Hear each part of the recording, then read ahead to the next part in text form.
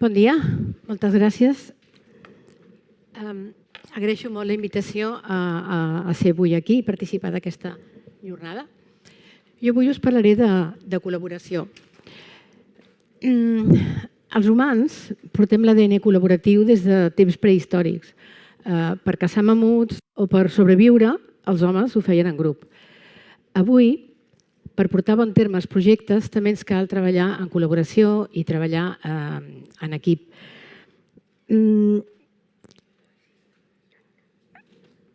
La pandèmia ha posat molt en evidència també que en el context digital la col·laboració encara es fa més necessària que mai.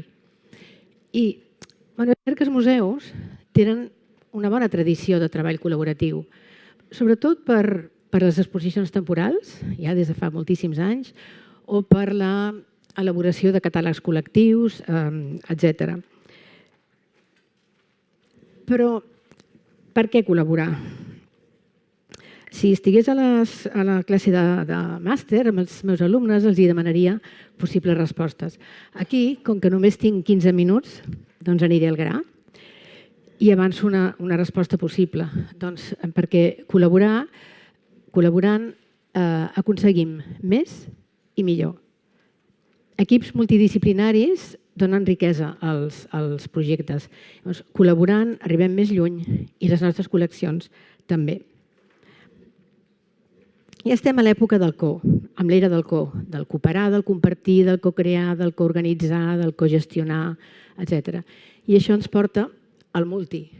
Estem en un món complex, multidimensional, on intentem posar els continguts amb una multiplicitat de canals i de plataformes. Els usuaris són múltiples, les audiències són diverses i com més divers és tot plegat, més ric, com deia. I es diu que el coneixement és l'intangible més valuós. Doncs, si això és així, cal compartir-lo, perquè el compartir-lo es multiplica. I en el món digital, com en definim la col·laboració? Doncs el Departament de Polítiques Digitals de la Generalitat de Catalunya ho fa així. És la capacitat per treballar en equip i de manera col·laborativa, generant sinergies entre persones i aprofitant les opcions que ofereixen les tecnologies. La tecnologia ens hi ajuda, però ja sabem tots que no és de cap manera la finalitat. És només un mitjà, un instrument per arribar a aconseguir tot allò que volem. I entre les capacitats bàsiques del segle XXI, entre les anomenades soft skills, que de fet són capacitats crucials, doncs la col·laboració juga un paper important al costat de la capacitat de pensament crític, el domini dels mitjans, la comunicació, la creativitat, la iniciativa, etc. Us he portat algunes definicions d'alguns experts. No les llegiré totes, aquesta presentació quedarà després a disposició, però, per exemple, la Ngaire Blankenberg, que és ara directora d'un dels museus de l'Smithsonian, doncs ho fa així. Les noves habilitats en l'era digital per a tots els treballadors dels museus inclouen la comunicació i l'alfabetització visual, la col·laboració, l'agilitat i l'experimentació, la resolució de problemes i el compartir coneixements. I la Comissió Europea també destaca la importància de la col·laboració, entre d'altres capacitats, per construir el futur digital. I, a més d'aquests arguments conceptuals, a la pràctica resulta que la capacitat de col·laboració ja és un requisit a moltes ofertes de treball de museus. He fet una recopilació, sobretot de museus del món anglosaxó, n'hi ha un també d'Alemanya, i no ho llegiré tot. Ja veieu que el treballar en col·laboració, el facilitar la col·laboració, unes fortes habilitats de col·laboració amb diferents museus del món, aquest ja és un dels requisits per accedir als llocs de treball. I pel que fa a les col·leccions, que és el tema d'aquesta jornada, doncs una dimensió que ultrapassa molts àmbits. Jo vaig trobar extremament il·lustrador aquest gràfic de Terència que mostra tant l'amplitud com les connexions entre diferents camps del saber, de les experteses, a l'entorn de la gestió de les col·leccions. Hi ha múltiples connexions. No hi entraré en detall, però fixem-nos en la part dreta del gràfic, pel que fa al contingut digital, que abasta les col·leccions online, els catàlegs i les publicacions, les exposicions virtuals, la museografia interactiva a les sales, storytelling, etc. I per tot això, per construir unes bones narratives, cal una col·laboració transversal entre els experts en la matèria del museu, és a dir, el personal de conservació, de restauració, de recerca, de documentació, i el personal expert en la transmissió d'aquests coneixements per arribar a múltiples audiències, és a dir, el personal d'educació, de comunicació, de màrqueting, de digital, etc. L'Associació Americana de Conservadors de Museus d'Art té publicada una guia de pràctiques professionals. I allà hi diu que en el desenvolupament d'estratègies digitals els conservadors, els comissaris, haurien de servir tant com a experts en contingut com a part d'un equip de col·legues de departaments com ara digital, màrqueting, comunicacions, educació, engagement i serveis al visitant, que pensen de manera integral com aquestes eines poden ampliar l'experiència del visitant. I d'aquesta col·laboració transversal en resultarà no només una millor manera de treballar, sinó, i sobretot, un millor servei als visitants i als usuaris. Però, clar, col·laborar, i tots ho sabem, no és fàcil. I per què costa tant de col·laborar si és tan important i tan reconegut? Segurament hi ha múltiples raons. Jo penso que aquestes tres poden ser de les principals i vaig fer una enquesta a LinkedIn en català i a Twitter en anglès i ja veieu que la raó guanyadora és l'actitud, la mentalitat tancada. Aquesta és la raó guanyadora, la principal barrera. I és que la resistència interna, la cultura organitzacional, és sovint el principal factor que frena el canvi i la transformació, digital o no. I perquè hi hagi una bona col·laboració hi ha uns condicionants, uns requisits que cal complir, diríem. Alguns són de tipus personal, les actituds personals, i altres són de tipus organitzatiu. Per exemple, en primer lloc, cal tenir un objectiu clar i ben definit i compartit amb tots els integrants de l'equip o del grup de treball. Un objectiu cap al qual han de remar tots junts. Hi ha d'haver unes regles del joc basades en la transparència, en la comunicació fluida. També cal que els membres de l'equip tinguin una actitud oberta, flexible per adaptar-se als canvis, amb ganes d'experimentar, amb ganes d'aprendre. I que la relació es basi en la confiança i el respecte mutus. No cal que siguin els millors amics, però sí que cal que puguin anteposar l'interès col·lectiu i treballar junts aportant-hi les millors qualitats, les millors capacitats. Cal també, clar, una implicació, un compromís per part de tots els integrants. I com més divers sigui l'equip, doncs més rica serà aquesta construcció col·lectiva de coneixement, amb gent procedent de diferents disciplines. I cal, esclar, disposar de les eines adequades, de la infraestructura tecnològica, de les eines col·laboratives, també formació és essencial. I tot plegat, doncs, impulsat, facilitat per un bon lideratge. He portat 3 exemples internacionals de bona col·laboració interna. En primer lloc, el Rijks va crear 4 grups de treball per treballar a fons amb aquests temes, les exposicions, les històries personals, el viatge del visitant i la innovació digital. I al cap d'un temps van obrir aquests grups de treball a la resta del museu perquè tothom hi pogués participar. A la Tate, ja fa anys, van fer una experiència de realitat virtual que reconstruïa com podia haver estat el taller de Modigliani.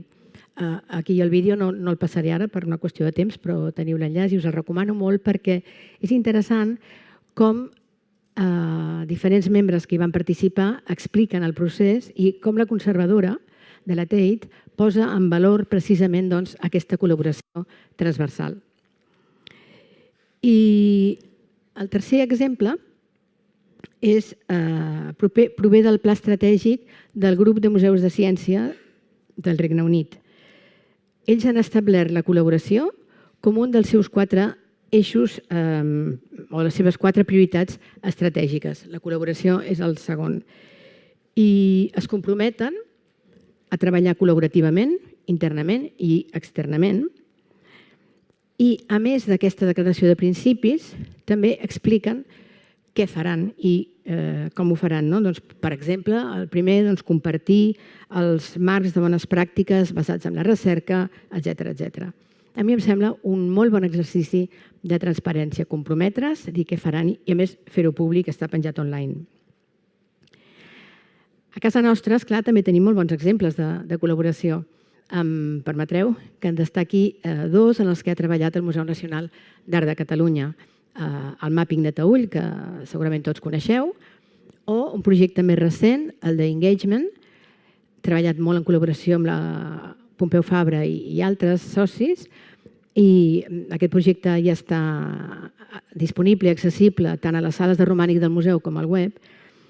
En els 2 casos ha calgut una intensa col·laboració transversal interna i també externa amb universitats, amb empreses tecnològiques, amb altres administracions. I, per exemple, un exemple de col·laboració institucional també el tenim en el projecte d'analítica digital, que està liderat per l'Observatori de Públics, i allà més de 20 museus catalans han consensuat una bateria d'indicadors digitals i s'han compromès a proveir les dades i l'Observatori les processa. I jo crec que ara és més que mai l'hora de les aliances. Els museus ja fa molt temps que estan oberts a la col·laboració externa i, com comentava la companya de FESAVIT, també en el sector GLAM, de galeries, biblioteques, museus i arxius, hi ha molts projectes en col·laboració. I, de fet, són moltes les opcions que tenim per col·laborar.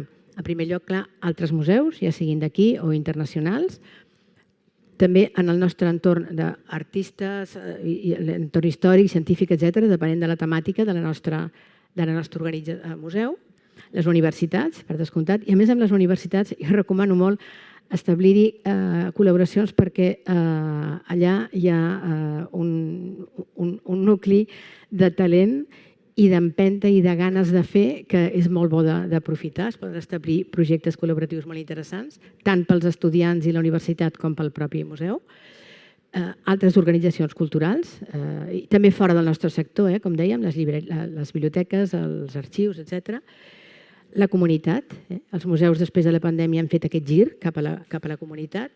Empreses tecnològiques que, més enllà de que puguin ser tant de bo, patrocinadors del nostre museu, que siguin socis tecnològics i que ens ajudin a avançar amb tot el desplegament digital. Startups també seria una altra recomanació que us faria. L'experiència en el Museu Nacional d'Art de Catalunya ha sigut sempre excel·lent quan hem escoltat propostes que ens han vingut de startups que volien engegar un projecte, que tenien la tecnologia i les habilitats per fer-ho, però no tenien el contingut, i el contingut el té el museu. Llavors, establint aquestes col·laboracions hem pogut fer diferents projectes pels quals nosaltres no teníem ni coneixement ni pressupost i ha sigut un win-win per les 2 parts. I, esclar, també amb experts digitals. I per acabar, us deixo amb 2 gràfics, amb 2 referències, 2 models sobre l'entorn col·laboratiu. En primer lloc, aquest ecosistema de la col·laboració, on veureu que, entre d'altres, i sempre us poso la referència i l'enllaç per si voleu aprofundir i anar a la font original, doncs, entre d'altres, intervenen la intel·ligència col·lectiva, la implicació, la innovació o fins i tot el mindfulness. I aquest altre gràfic de McKinsey categoritza les col·laboracions interactives i fa la indicació de, per cada cas, si pot resultar més eficaç o més adequat que la interacció de col·laboració sigui virtual o presencial o mixta. I us recomano molt que llegiu l'article, que el títol ja em sembla brillant. Si estem tots tan ocupats, com és que no avancem, com és que no es fa res? Bé, doncs fins aquí aquestes ràpides pinzellades. Estaré encantada si hi ha preguntes, comentaris, queixes. I moltes gràcies a tothom. Gràcies.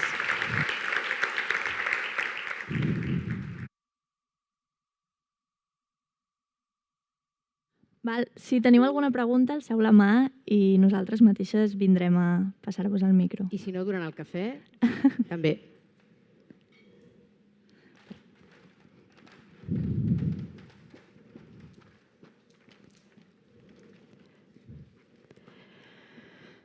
Hola, bon dia. Soc l'Amílcar Vargas de la Casa Batlló i en relació a l'enquesta que has fet sobre per què no s'avança en la col·laboració durant 2/3 parts és per la mentalitat tancada. Quins bons exemples de mentalitats pretancades que s'han obert podem trobar a Barcelona? O encara seguim amb les ments tancades? Jo tinc diversos, però no de les encara oberts. Doncs mira, aniré a lo fàcil. Jo diria que totes. Tradicionalment, els museus han sigut institucions, fa molts anys, tancades. En general, al sector cultural li ha costat també obrir-se, però dintre del sector cultural jo crec que els museus han estat els que els hi ha costat més. I obrir-se a l'entorn digital també jo crec que han sigut dels darrers. Per tant, jo crec que aquest procés d'obrir-se ha estat gairebé a tot arreu. Evidentment no destacaré cap institució especialment tancada, però és un procés en el qual hi hem estat tots immersos i ens ha costat i alguns hem hagut com d'evangelitzar dins de la nostra pròpia institució. Jo als diferents llocs que he estat m'hi he trobat. Ara abogar pel digital doncs segurament és més fàcil i aquí la pandèmia alguna cosa bona ha tingut pel digital, però ha costat, ha costat. Jo recordo en temps passats, quan parlaven de posar la col·lecció online en un centre cultural de Barcelona, dèiem, bueno, però per què no la posem tota, no? Que ens ho preguntin, saps? I ha costat molt. O l'entrada a les xarxes socials el 2008-2009, als museus, els hi va costar molt, perquè aquest obrir-se, aquest exposar-se, aquesta pèrdua de control, tot això són processos que jo crec que universalment tots els museus del món hi han hagut d'estar batallant i treballant-ho. Però jo crec que ara el vent juga a favor. Preguntes? Sí, hi ha més preguntes. Hi ha alguna pregunta més? Genial. Hola. Doncs...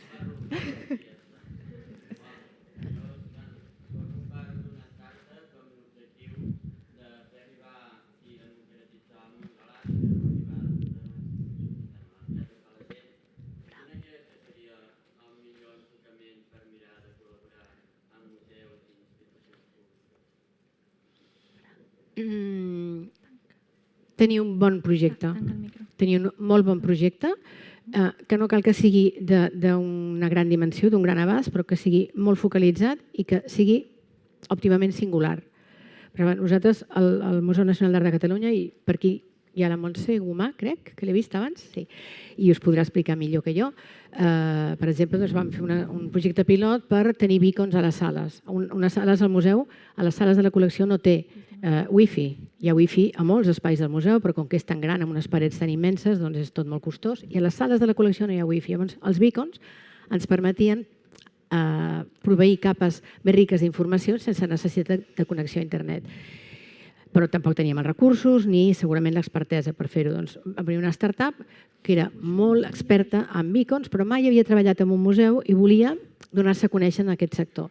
Doncs ens van venir amb un molt bon projecte, pràcticament a cost zero pel museu, a part de les moltíssimes hores que hi vam invertir, i doncs va resultar bé.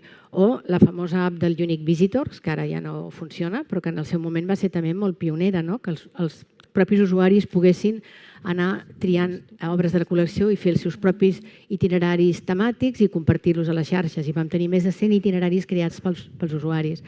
Doncs tenia un molt bon projecte, singular, i presentar-lo al museu de la manera que sembli que els portarà poca feina. A veure, m'explico, que ningú em malinterpreti. Els museus, ja sabeu, tots estan mancats de recursos i de personal. Hi ha més feina de la que es pot fer, i això és així. Per tant, a vegades, si el projecte pot semblar que és una dedicació excessiva, té poques vies de triomfar. Llavors, fer-ho fàcil i tenir un projecte sòlid. I ser molt insistent, perquè també heu de pensar que els museus reben moltes propostes. Llavors, una mica d'insistència i de constància. I molta sort.